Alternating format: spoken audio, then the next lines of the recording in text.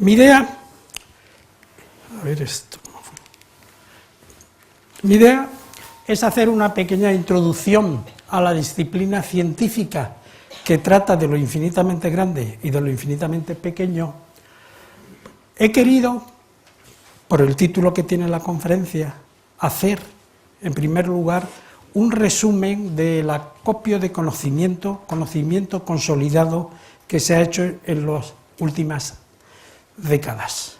Y como consecuencia de ese acopio de conocimiento básico consolidado, han surgido, como suele ser habitual en las ciencias de la materia, ha surgido una serie de preguntas a las que buscamos contestación. Y esos son los desafíos actuales.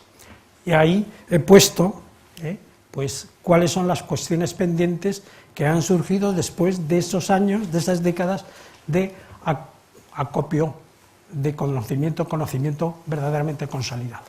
Luego, esta es la parte un poquito más dura de lo que voy a contar, luego voy a hablar un poco, como soy físico experimental, que ha trabajado sobre todo en aceleradores, pero ahora desde hace casi 20 años estoy en un proyecto de la Estación Espacial Internacional, pues decir algunas cosas sobre cuál es la metodología experimental. Y también, pero eso tengo que tener cuidado porque habiendo aquí una personalidad como el profesor Galindo, tengo que ser muy prudente con lo que cuento. Los fundamentos teóricos sobre los cuales se construye la fenomenología que nos permite entender las medidas y las observaciones que hemos hecho. Y al final, pues haré recapitulación de cuáles son los desafíos actuales. Tengo algunas transparencias en caso que haya algunas preguntas difíciles, pero en fin. Yo creo que desde el principio de la civilización, hace algunos miles de años, ha habido personas que se han planteado preguntas importantes. Por ejemplo, el origen, la evolución y la composición del universo. El origen y la evolución de la vida. Y el origen de la consciencia. Y en relación con la primera pregunta, la podríamos subdividir en distintas preguntas. Primero, ¿de qué está hecho? ¿Cómo está hecho? ¿Y cómo se ha creado y cómo ha evolucionado? La disciplina científica que trata de estas cuestiones ha tenido distintos nombres, eso es verdaderamente irrelevante, pero cuando yo empecé, como dice el profesor Galindo en el año 65, en ese curso en la Junta de Energía Nuclear, aquello se llamaba la física de altas energías, porque se trataba de estudiar interacciones que estaban generadas por haces de partículas energéticos producidos o bien en el cosmos, los rayos cósmicos, en los aceleradores, y se les hacía colisionar con blancos fijos, materia en forma de blancos fijos. Ahora esto se llama, por razones no evidentes, astrofísica de partículas, que es en realidad una disciplina científica que está en la zona fronteriza de lo que es la física de partículas elementales, de los constituyentes últimos de la materia, la astronomía y la astrofísica de altas energías y la cosmología. Y lo importante, es importante señalar que esta disciplina científica es una disciplina científica que está motivada por la curiosidad. Hace 25 años en Estados Unidos a esta disciplina científica se decía que era una ciencia superflua, una actividad superflua, una disciplina científica que no aportaba gran cosa. Decía Oscar Wilde que si lo pensamos bien, a la postre, lo único verdaderamente importante es aquello que es superfluo. Así que yo participo de esa opinión. Pero es que además no estoy de acuerdo que sea superfluo. Hace, me parece, 10 o 15 años, Sir Christopher Lewin-Smith, que había sido director general del CERN y director de United Kingdom Atomic Energy Authority en Gran Bretaña, hizo un resumen de 10 retornos importantes de la física básica o física fundamental a la sociedad. Los he listado aquí, no me voy a entretener en ellos. Únicamente recordar que el www, que se utiliza incluso para comprar en los supermercados, entre otras cosas, eso se inventó en el CERN justamente hace 30 años, y el 12 de marzo ha habido un acto bastante solemne en el CERN para hablar de lo que el web ha aportado a la ciencia y a la sociedad y cuáles son los riesgos de Internet en particular, en general, y de el www en concreto. También la teoría general de la relatividad, que es realmente un fragmento importantísimo de ese conocimiento superfluo, si se quiere, ha sido esencial para que los GPS nos den posiciones con precisiones de metros, no de centenares de metros, y dentro de unos años seremos capaces de predecir posiciones del orden de 10 o 15 centímetros. Esto yo creo que no es superfluo, es muy útil. La tomografía por emisión de positrones es también una consecuencia realmente de cosas que en su momento se pensaban que tenían interés académico.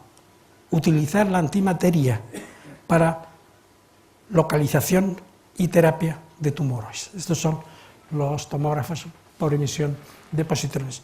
Y otra de las aplicaciones médicas está basado en el desarrollo de la superconductividad, unos instrumentos pequeños que permiten medir campos magnéticos extraordinariamente pequeños, del orden con magnitudes que son 14 órdenes de magnitud más pequeño que el campo magnético terrestre, que es del orden de unos pocos Gauss. Esto permite hacer lo que se llama magnetoencelografía. Debido al funcionamiento de las neuronas en el cerebro, se generan campos magnéticos que podemos realmente medir y localizar con estos instrumentos. Hace poco, para un año y medio, pues la revista del CERN salió una serie de artículos con el epígrafe "El conocimiento del CERN se encuentra con los negocios".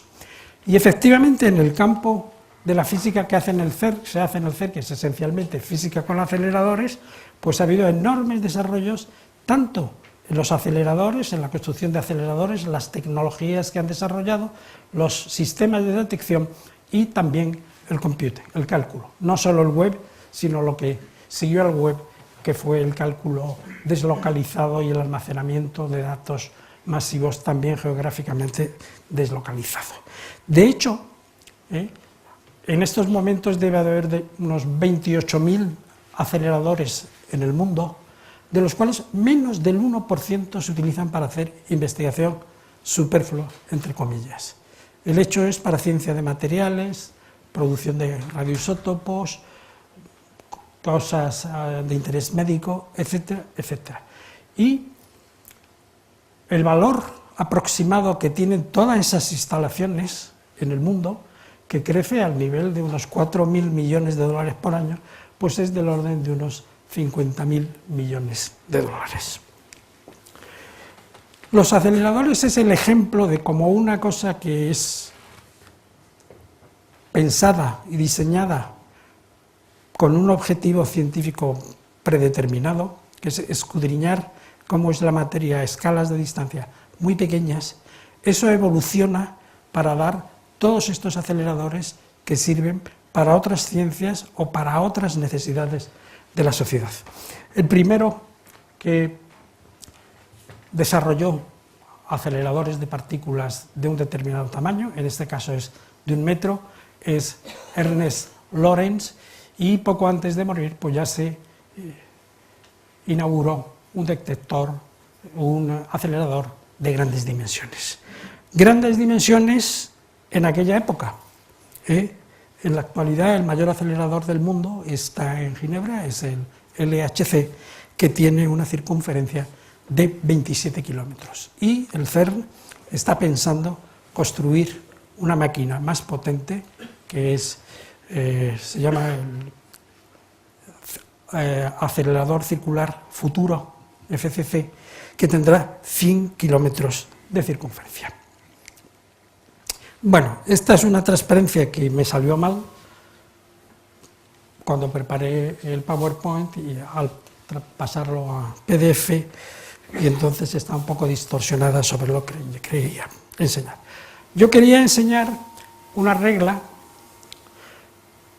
para dar una idea de la variedad de dimensiones que se pueden estudiar cuando se habla de lo infinitamente grande y de lo infinitamente pequeño.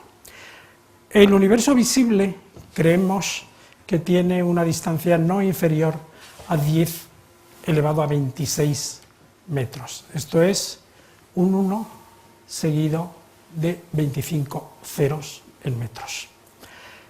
Esta parte en la escala de distancias, donde surgen muchos fenómenos, esta se ha estudiado desde hace mucho tiempo. De hecho, a título de ejemplo, una explosión de supernova se detectó ya hace 1000 años por astrónomos chinos.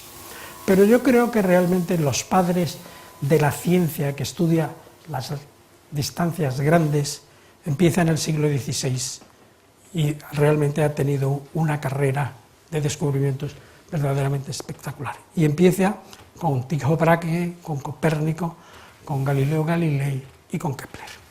En el caso de las pequeñas distancias, el desarrollo, la ciencia que estudia las pequeñas distancias, es una ciencia relativamente moderna, ya que la primera partícula que conocemos como partícula elemental, el electrón, se descubre en 1898. La exploración de pequeñas distancias, y cuando digo pequeñas distancias, son distancias subatómicas, se ha hecho básicamente con supermicroscopios. Tenemos ahora un conocimiento de cómo es el átomo, que tiene un núcleo denso y en órbitas circulan electrones. Si se mira con más detalle cómo está hecho el núcleo, se ve que está hecho de entidades que son más fundamentales, que lo llamamos nucleones, y que la materia con la que estamos familiarizados es el neutrón y el protón. Pero si seguimos mirando con detalle en el interior de estas partículas, desde finales de los años 60, cuando yo llegué a Estados Unidos, sabemos que esto está hecho de entidades que se llaman quarks. Y esta disciplina, lo que se ha llamado física de partículas elementales o de altas energías, y su objetivo es hacer el estudio de los constituyentes últimos de la materia, de las fuerzas fundamentales a través de las cuales interaccionan y de las leyes de la física que gobiernan la evolución del universo. Se puede afirmar que en los últimos 100 años hemos avanzado mucho en la comprensión de estas cuestiones, como verán, de lo infinitamente grande y de lo infinitamente pequeño, pero todavía queda mucho por resolver.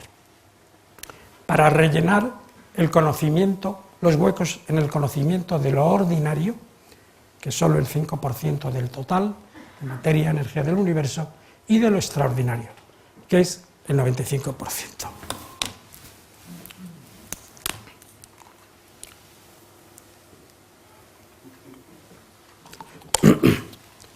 Bueno,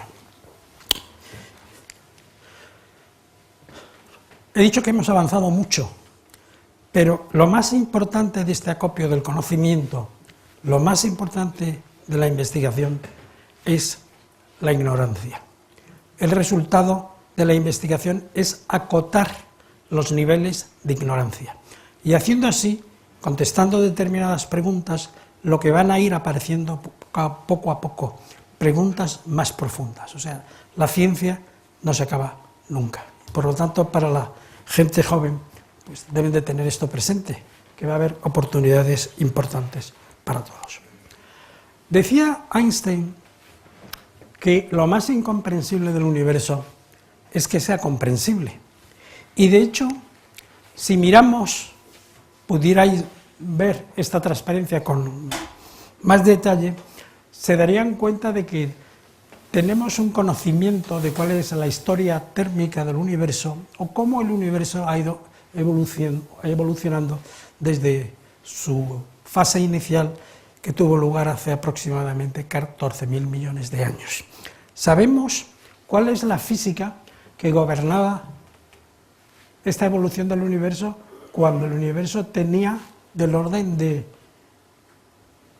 un 0,11 ceros y un segundo, una fracción de nanosegundo.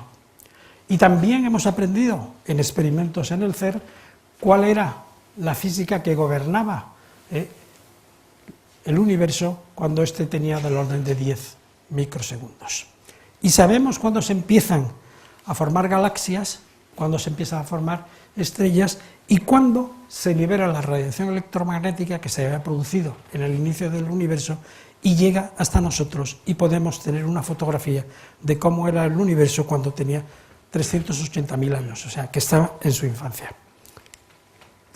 Una idea fascinante, relativamente reciente, de hace 30 años o 25 años, es la conexión entre el mundo de lo infinitamente pequeño, que es el mundo de los quarks, y el mundo infinitamente grande, de las grandes estructuras como son las galaxias, los cúmulos de galaxias. Esto es el cosmos a gran escala. Bueno, y de hecho, una de las cosas que se han comprobado es en la fase de acopio de conocimiento que me refería al principio, es que las grandes estructuras en el universo, como son los cúmulos de galaxia, empezaron como fluctuaciones cuánticas del vacío. Y esto está reconocido por la comunidad científica. De hecho, dos personas que han hecho contribuciones esenciales a esto son Stephen Hawking, que falleció aproximadamente hace un año, y Vyacheslav Mukhanov, que recibieron el premio Fundación BBVA Fronteras del Conocimiento en Ciencias Básicas hace 4 años, por descubrir que las galaxias tienen su origen en fluctuaciones cuánticas del vacío. A nivel microscópico, la materia tiene estructura atómica. Cuando a Murray Gell-Mann, que es la persona que propuso la existencia de los quarks, le preguntaron qué era lo más importante desde el punto de vista científico que se había logrado en el siglo XX, dijo que era comprobar la estructura atómica de la materia. Esto es, que la materia no llena todo el espacio que ocupa. Y si miramos cómo está hecho un átomo, que tiene una dimensión de 10 elevado a menos 10 metros, pues la parte más importante en lo que a peso se refiere son el núcleo, que tiene una dimensión que es 4 órdenes de magnitud, más pequeña que el tamaño del átomo. Los electrones, con los que tendríamos que estar extraordinariamente familiarizados, puesto que la electricidad depende de ellos, conocemos muy bien sus propiedades, pero no sabemos su dimensión. Hemos establecido un límite superior para la masa del electrón, pero no conocemos cuál es su dimensión. Y lo mismo pasa con los quarks. Por tanto, estos son misterios que quedan por resolver. Pero a nivel de las grandes distancias, a nivel cosmológico, también es cierto que el universo está esencialmente vacío. Y cuando se mide, es un experimento que tenía sus dificultades, medir cuál es la densidad de energía del vacío, que fue el experimento, la misión Voyager, que después de 50 años sigue moviéndose por el universo, ya fuera de nuestro sistema solar, pues estos pusieron un límite, que yo entiendo que es un límite precario. Pero la teoría que nos explica los fenómenos a grandes escalas cosmológicas, que es la teoría lambda-CDM, estos han determinado cuál es la densidad de energía del universo. Y la densidad de energía del universo es ridículamente pequeña, es de una fracción extraordinariamente pequeña de protones por centímetro cúbico. Por lo tanto, el universo a escala microscópica y a escala macroscópica tiene esta peculiaridad, está esencialmente vacío. Steven Weinberg, que es la persona que en el año 67, si se quiere, sacralizó lo que se llama el modelo estándar de partículas e interacciones, y por eso, junto con Glashow y Abdul Salam, recibieron el premio Nobel en el año 76, me parece, pues es menos optimista que Einstein, en el sentido de que está convencido también que el universo es comprensible, pero se pregunta qué sentido, cuanto mejor lo conocemos el universo, qué sentido tiene el universo. De hecho, si Steve Weinberg hubiera estado en Madrid hace unas semanas, se hubiera ido verdaderamente lleno de confusión, ¿no? Pero en fin, vamos a otra cosa. Yo cuando estuve en Estados Unidos conocí a Richard Feynman, que se cumplen ahora 100 años de su nacimiento, y dijo una cosa que luego yo lo he visto escrito en algún libro, y que decía que la época en la que vivíamos era la época en la que estábamos descubriendo las leyes fundamentales de la naturaleza, y que esa época era irrepetible. Afortunadamente no es así, y voy a enseñar transparencias que enseñé en otra conferencia el año pasado, me parece. Cuando a David Gross le dieron el Premio Nobel de Física en 2004, poco tiempo después dio una conferencia en donde hacía una lista de 30 y tantas preguntas que él pensaba que se podían contestar en la próxima década o en 2 décadas, y que irían a engrosar los libros de texto y formarían parte de nuestro conocimiento consolidado. Han pasado 15 años y se ha contestado, y no de manera totalmente satisfactoria, una serie de preguntas. Por lo tanto, queda bastante tarea por hacer. Lo que voy a explicar ahora, esto que explica es relativamente sencillo para dar una idea, es un poco más complicado.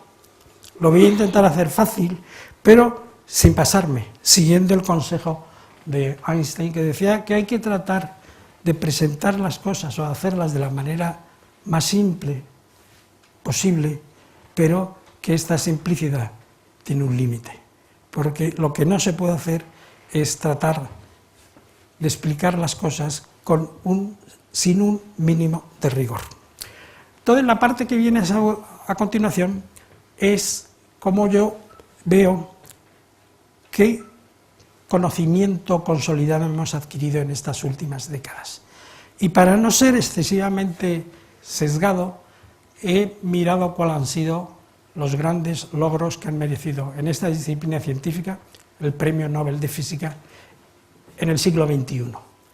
Y brevemente voy a relatar, resumiendo, qué es lo que estos trabajos han aportado a nuestro conocimiento.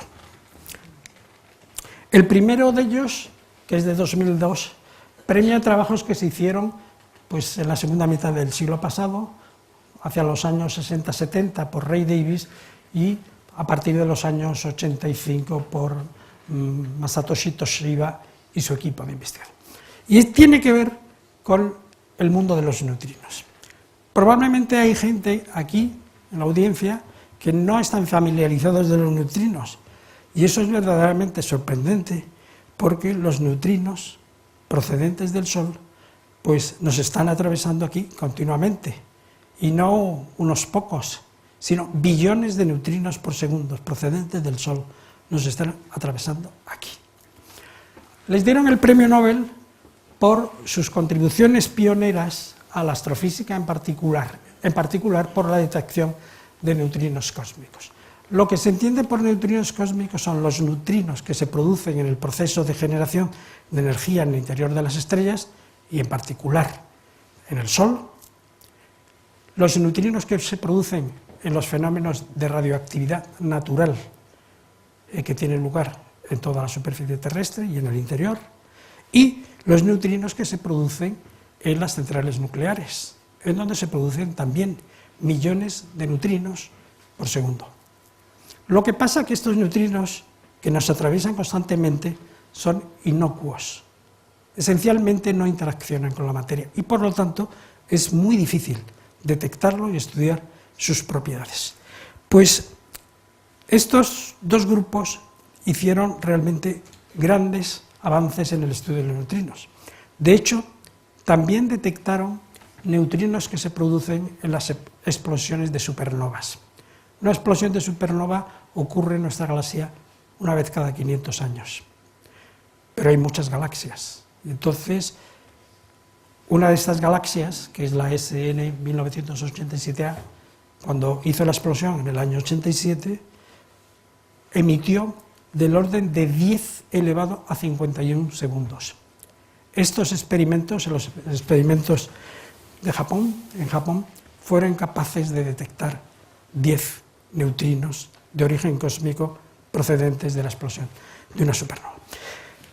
Y el profesor Ray Davis, al que yo le conocí en Brookhaven y me explicó lo que estaba haciendo, y con la perspicacia que nunca me ha caracterizado, nunca creí que su experimento fuera a tener éxito.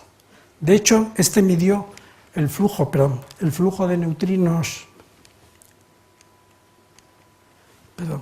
el flujo de neutrinos procedentes del Sol y comparó esto con la predicción teórica de los neutrinos solares. Encontró un tercio. La comunidad científica pensó que su experimento, que era de una dificultad extraordinaria, estaba mal hecho, y segundo, que el modelo estándar teórico del Sol era incorrecto. Nadie pensó que podía haber algo peculiar con los neutrinos, como ha sido el caso. De hecho, en aquella época todo el mundo pensaba que los neutrinos tenían masa idénticamente igual a cero. La segunda cosa que quiero mencionar muy brevemente es el premio Nobel a estos señores, porque encontraron en la teoría que describe los procesos mediados por la interacción fuerte, encontraron la solución a uno de los grandes enigmas. O sea, se sabía que en el interior de los nucleones, neutrones y protones, había entidades más pequeñas, los quarks. Los quarks se buscaron en experimentos de aceleradores y en experimentos con rayos cósmicos, pero no se encontraron evidencia para quarks libres, existencia de quarks libres. La evidencia que teníamos experimentalmente era de quarks confinados en el interior de los neutrones y los protones, y estos encontraron que la teoría que describe los procesos fuertes tiene una peculiaridad, y esa peculiaridad es una cosa que se llama libertad asintótica. Los quarks, cuando están muy cerca unos de otros, se comportan como si fueran entidades libres, y es al intentar separarlos como resultado de interacciones de haces de partículas con materia, cuando esta relación se hace muy fuerte, atractivamente, y por lo tanto es imposible separarlos y observarlos como entidades libres. Este otro tiene que ver con el mundo a gran escala. Es un estudio de la radiación del fondo cósmico de microondas que se produce cuando el universo tiene 380.000 años. Esa fotografía. Esta se había descubierto en los años 64, aunque estaba claro desde el momento en donde Edwin Hubble había observado el fenómeno de expansión del universo, que tenía que haber este tipo de radiación electromagnética. Pues lo que estos observaron es que esa fotografía no era uniforme, sino que había zonas en donde había más intensidad de fotones que en otras. Esto es lo que se llama las anisotropías del fondo de microondas. Esto ha tenido importancia extraordinaria para confirmar la validez de esta teoría que mencionaré muy brevemente, que es la teoría de Lambda-QCD. Cosas más en apariencia complejas son las que están aquí en esta transparencia. Empezaré por esta. porque pone de manifiesto que el avance en física teórica puede proceder de muchas maneras. Y para formular una cosa que se llama la rotura espontánea electrodébil en física subatómica, que no voy a explicar lo que es, utilizó una analogía de superconductividad, en donde también se produce una rotura de la simetría en materiales superconductores por debajo de una temperatura crítica. Y esto ha tenido muchísima importancia para realmente el desarrollo de la teoría que ha conducido finalmente al descubrimiento del bosón de Higgs. Lo otro es también complejo, pero tiene un interés profundo, y es que en el año 72-73 se conocían 3 quarks, los que forman el protón, el neutrón y los que están en partículas que se denominan extrañas, que se descubrieron con los rayos cósmicos. En el año 64 se había observado que un principio de simetría que se creía que funcionaba y que consiste en que cuando tengo una reacción entre partículas elementales, si cambio las partículas por sus antipartículas y encima hago la imagen especular de estas partículas, los procesos son idénticos. Pues en el año 64 en Brookhaven se descubrió que no era así, que para estas partículas extrañas había esa violación de simetría. El problema a principios de los años 70 era cómo integrar esa observación de una simetría rota en el modelo estándar de física de partículas elementales, la parte electrodébil, que data del año 67. Estos señores encontraron la solución. Dijeron, se puede integrar, pero es necesario que en lugar de 3 quarks haya 6. Y efectivamente hay 6. Y de ahí que ese descubrimiento teórico, esa aportación teórica, esa predicción teórica, haya merecido el premio Nobel de Física. Otro experimento que tiene que ver con las grandes distancias y que creo que para todo el mundo toda la comunidad científica ha sido verdaderamente sorprendente, es el descubrimiento de la expansión acelerada del universo por la observación de supernovas distantes. Supernovas que están en galaxias de tipo elíptico, pues ellos, midiendo supernovas, ya he dicho que en nuestra galaxia y en una galaxia parecida a la Vía Láctea se produce una explosión de supernova cada 500 años. Con una supernova cada 500 años es difícil encontrar muestras estadísticas importantes, a no ser que seamos excesivamente longevos. Pero estos encontraron un método para detectar y catalogar explosiones de supernova en multitud de galaxias. Y encontraron esto, y repito que es sorprendente, porque uno piensa, cuando en la vida diaria vemos una explosión, las cosas saltan en el aire, pero al final, por la fuerza de la gravedad, terminan cayendo a la superficie. Aquí nos encontramos que no, es como si hubiera una presión de tipo negativo o una gravedad de tipo repulsivo que hiciera que este universo no solo se expande, que eso ya se sabía desde los años 20, sino que se expande aceleradamente. Esto, lo del bosón de Higgs, todo el mundo ha entendido. Lo ha escuchado muchas veces. La idea data del año 64, pero el descubrimiento es bastante reciente, es del año 2012. Y de hecho, el grupo que yo entonces dirigía participó en este experimento y en el análisis de los datos que, de manera no ambigua, llegaron a la conclusión y midieron las propiedades de esta partícula que estaba predicha por el modelo estándar y que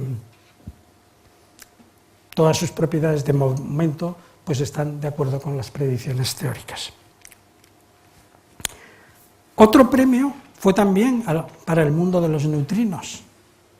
De hecho, no he comentado, pero en uno de los dos grandes experimentos que terminaron resolviendo estos misterios, el experimento japonés, ilustra también cómo la ciencia avanza por caminos retorcidos. Este experimento en Japón se hizo en una mina, la mina de Kamioka, y el experimento se llamó Kamiokande. ¿Qué Kamiokande quería hacer? Nucleon Detector in Kamioka. Porque la idea original de este proyecto, de este experimento, que en fin es un experimento grande, en su última versión utiliza 50.000 toneladas de agua líquida, de agua súper pura, la idea era medir si el protón era estable o no, porque había una serie de teorías de gran unificación, que entre las cosas que predecían era que el protón fuese inestable, y decían que podía medir del orden de 10 elevado a 31 años. Cuando se empezó el experimento, Masatoshi Koshiba se dio cuenta de que había un fondo que era irreducible debido a la interacción de neutrinos con el medio detector, con agua. Y en lugar de seguir con la idea de medir la estabilidad del protón, decidió estudiar el fondo irreducible, que mimetizaba las posibles señales de desintegración del protón, y lo llamó también Kamiokande, Kamioka Neutrino Detector. O sea, es un experimento que estuvo diseñado para estudiar el fondo a otra cosa que finalmente no hemos obtenido evidencia experimental sobre la posible desintegración del protón. Pues ese experimento, y sobre todo el experimento que se hizo en Sudbury, en una mina a 2 kilómetros de profundidad, y que está aquí, Art McDonald, estos no solo confirmaron que precisamente había este problema del déficit de neutrinos solares, que solo llega 1/3 de los neutrinos procedentes en el Sol, y otras muchas anomalías, sino entendieron por qué los neutrinos que llegaban solo eran 1/3. Lo que llegaban eran los neutrinos que se asocian a la producción de energía en el Sol, neutrinos electrónicos. Pero en su recorrido desde el Sol, que son 150 millones de kilómetros, los neutrinos se transmutan, y se transmutan en otras variedades en donde el sistema de detección clásico, que era el experimento japonés con agua, no son sensibles a esto. Es necesario tener el experimento que pusieron los canadienses con agua pesada, porque ahí hay reacciones que son sensibles a neutrinos electrónicos, pero hay reacciones que son sensibles a todos los neutrinos. Se midieron los flujos y efectivamente no es que desaparezcan los neutrinos, sino que se metamorfosean, se convierten en otras variedades. Y el último ejemplo de acopio de conocimiento científico es la observación de ondas gravitacionales en los experimentos originalmente LIGO en Estados Unidos y luego también en Virgo en Italia. También ha sido un proyecto de larguísima duración y de una dificultad extraordinaria, porque una de las cosas que está claro es que el universo es una entidad que es muy rígida. Para deformarlo por ondas gravitacionales se necesita tener una tecnología que permita detectar estiramientos en distancias del orden de 10 elevado a menos 21. Y los experimentos en LIGO, que es interferometría, los brazos de 4 kilómetros se deforman del orden de 10 elevado a menos 9 nanómetros. Y es posible hacer esas medidas con técnicas interferométricas, pero eso ha llevado desde los años 60, en donde la idea de interferometría la utilizaron unos rusos, la pusieron en práctica, ha llevado más de 50 años. Ya he hecho un resumen de lo que yo creo que es acopio de conocimiento a día de hoy. ¿Cuáles son las cuestiones pendientes? Pues una de ellas es cuál es el mecanismo responsable de que el universo se está expandiendo de manera acelerada. Segundo, cuál es el origen de la masa. Porque se habla mucho de que el mecanismo de Higgs es el responsable de dar masa a las partículas elementales, pero lo que es estrictamente cierto es que da masa a determinadas partículas elementales, a 3 de los 4 mediadores de la interacción electrodébil, el bosón Z0, el bosón W+, y el bosón W-. Estos en principio, según la teoría, tendrían que tener masa cero, como el fotón. Pero hay un mecanismo, que es el mecanismo de Higgs, Broad y Engler, que solventa eso. Pero es que ese mecanismo explica por qué los neutrinos tienen masa pequeñísima, del orden del electronvoltio. No hay evidencia de que sea así. Los neutrinos tienen todavía algunos problemas. No solo tenemos que entender la jerarquía de sus masas, de los 3 neutrinos que hay, sino realmente los neutrinos son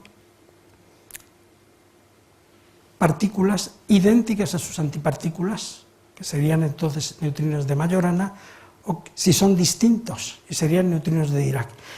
Esto es un tema importante en donde hay una cierta confusión, y a los que estén interesados en este tema les invito a que lean el discurso que hizo Ray Davis, el que detectó por primera vez los neutrinos solares, porque realmente tiene una confusión grande sobre este tema. Él había intentado medir neutrinos solares en reactores, con la misma tecnología que le sirvió luego para medir los neutrinos procedentes del Sol.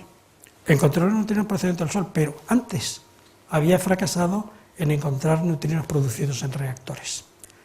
Él piensa que eso demuestra que los neutrinos son distintos de los antineutrinos, pero la solución a eso es algo más sutil. Por lo tanto, esa es una cosa que queda por...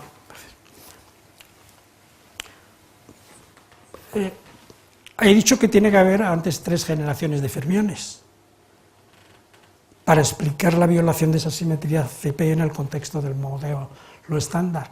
Pero ¿por qué solo 3 y no 5?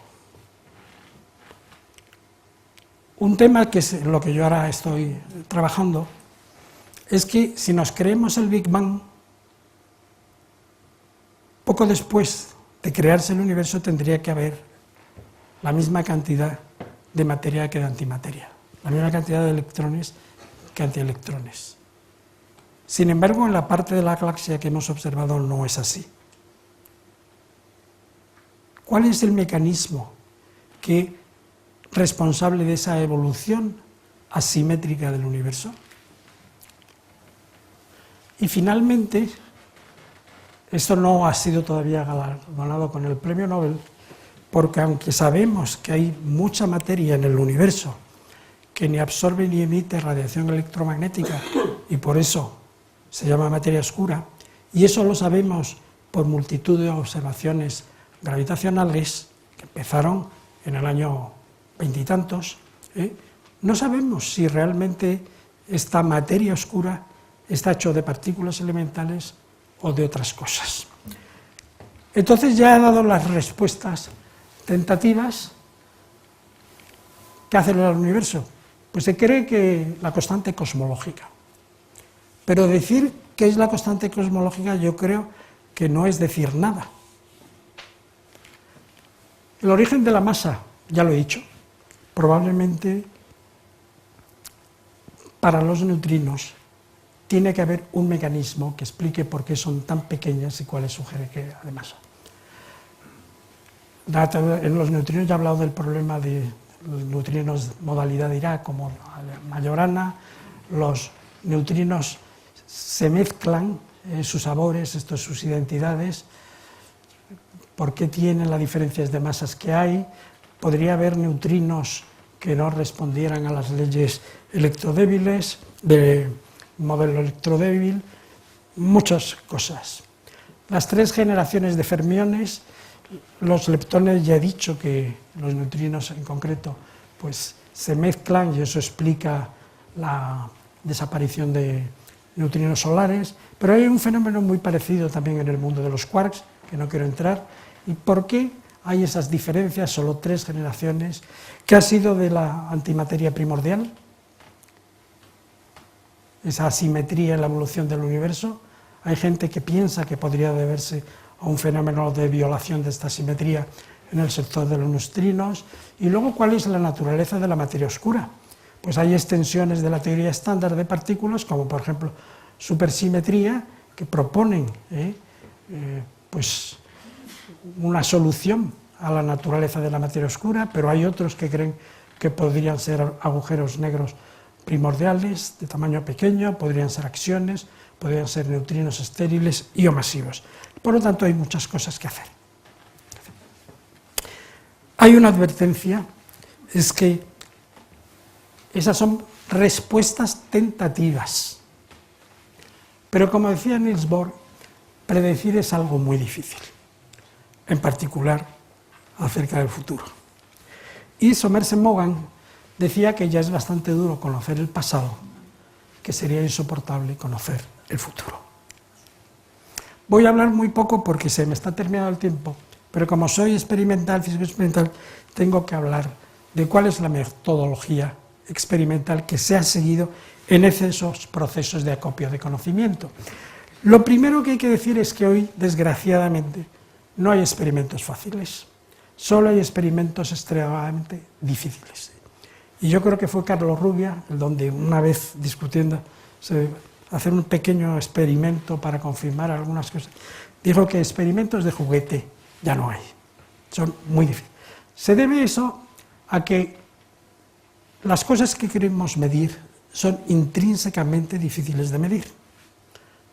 Se necesitan recursos muy grandes y multidisciplinares. Son procesos de larga duración y elevado coste. Y esto, para los que lo hacemos, es muy importante.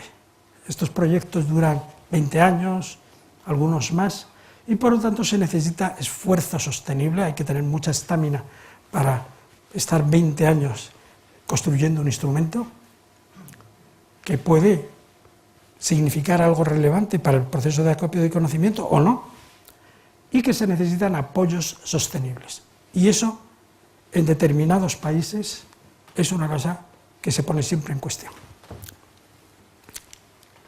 Voy a dar, en los 2 proyectos que yo he trabajado en estos últimos 30 años, pues ilustrar lo que he dicho antes. He trabajado en uno de los experimentos para el LHC, en donde la colaboración está formada por 3.500 científicos, ingenieros y técnicos, para hacer una contribución visible en una parte del experimento que sea importante, pues en nuestro caso hemos tenido que formar un grupo de aproximadamente 100 personas. Y trabajar con las empresas. Cuando yo era gestor del programa nacional, pues teníamos que contribuir, no a este experimento, sino al otro, Atlas, teníamos que contribuir con una determinada cantidad de dinero, lo que se llamaba fondos comunes. Pues yo dije que no, que íbamos a elegir parte de la instrumentación y hacerla en España. Y efectivamente, en Felguera Construcciones Mecánicas fue un proyecto que hice en colaboración con el Instituto de Física de Altas Energías, y en particular con Luis Miralles y con Antonio Ferrer, se construyeron los criostatos de unos toroides superconductores para la detección de muones. Algo único, porque son unos criostatos de 25 metros de longitud, 5 metros de espesor y 1 metro de dimensión, esta dimensión.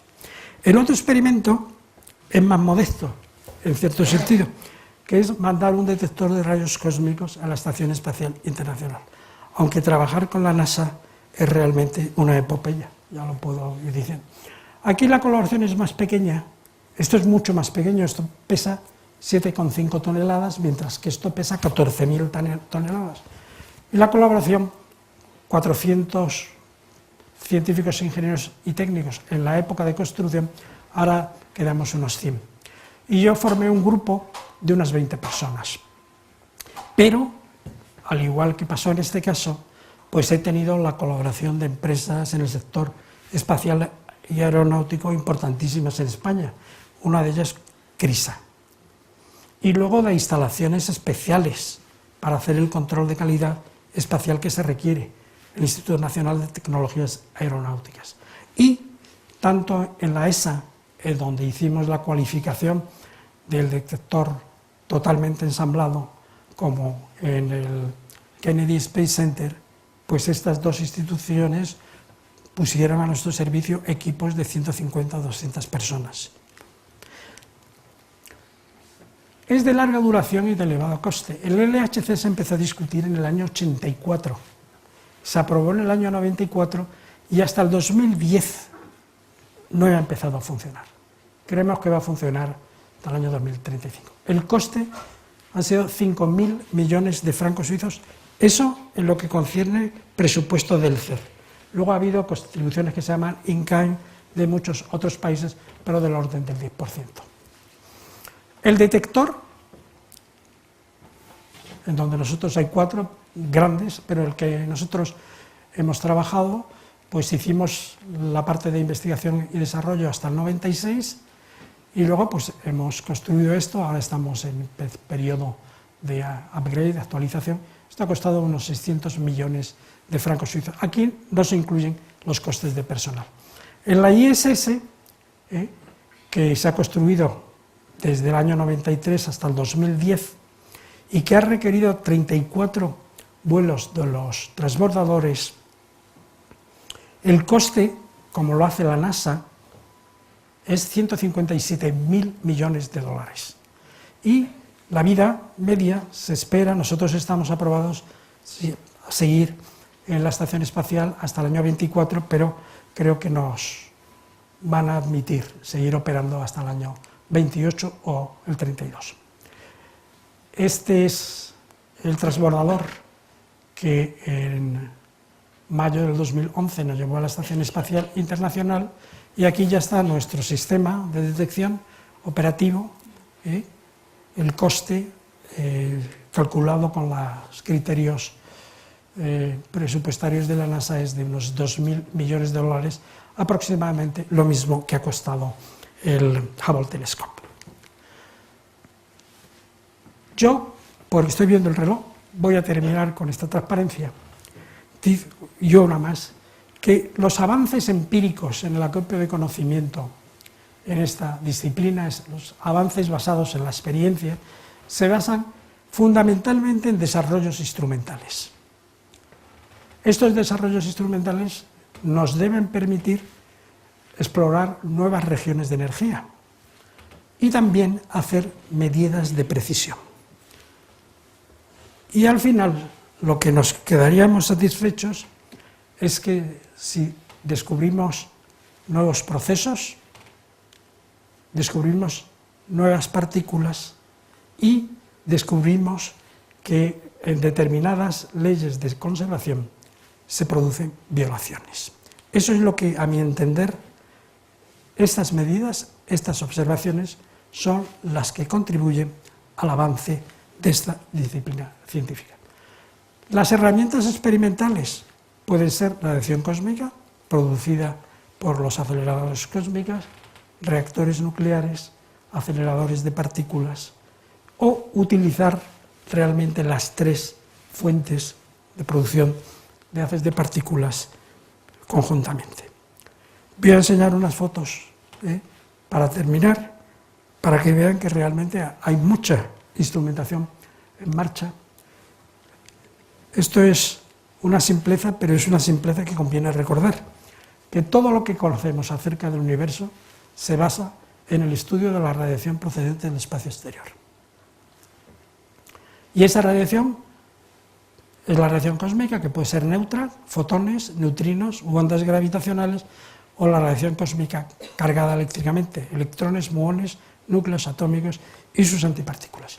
Y ya, para terminar, enseño unas transparencias, que esto ya es bastante ilustrativo, de la variedad de esfuerzos que se están haciendo en esta disciplina.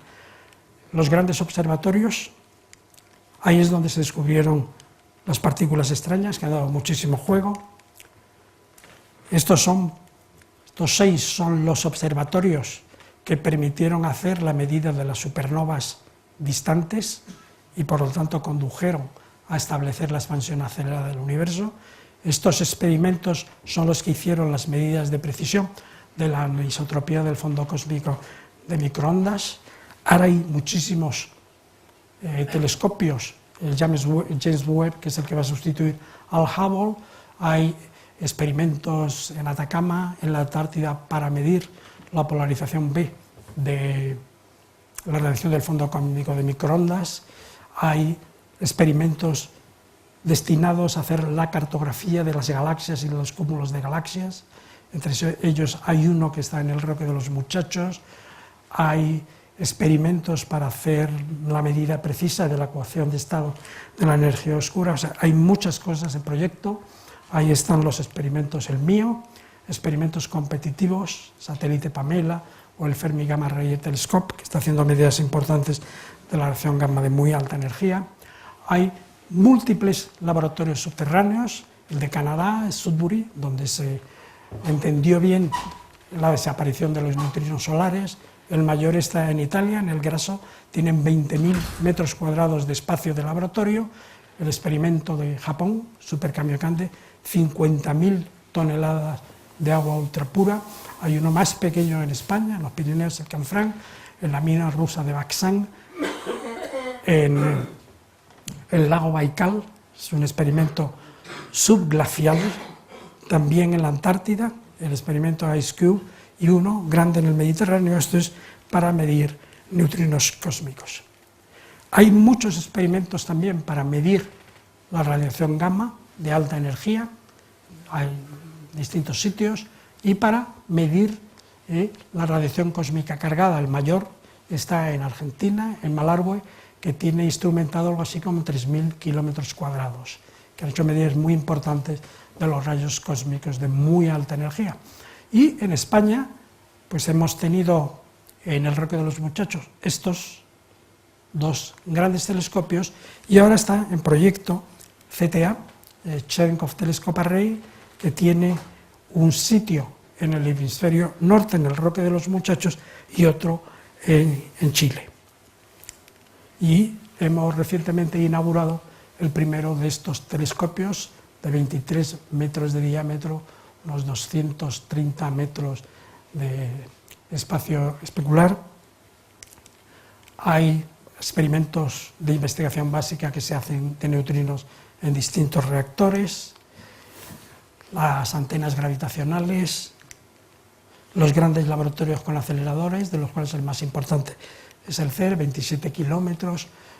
Aquí están 2 de los grandes detectores abiertos, y hay proyectos futuros, como es el acelerador circular futuro del CERN, de 100 kilómetros de diámetro, y sobre el que vamos a discutir dentro de unas cuantas semanas, preparando la estrategia europea para los próximos años. Y con esto termino. Así que muchas gracias, y lo que espero es que no hayan entendido todo, porque quiere decir que lo habré contado demasiado fácil, pero que se lleven la idea de que es una disciplina científica que tiene desafíos fascinantes y donde hay realmente gran cantidad de proyectos en marcha, gran cantidad de oportunidades para seguir haciendo acopio de conocimiento y contestar algunas de esas profundas cuestiones que he planteado. Así que muchas gracias.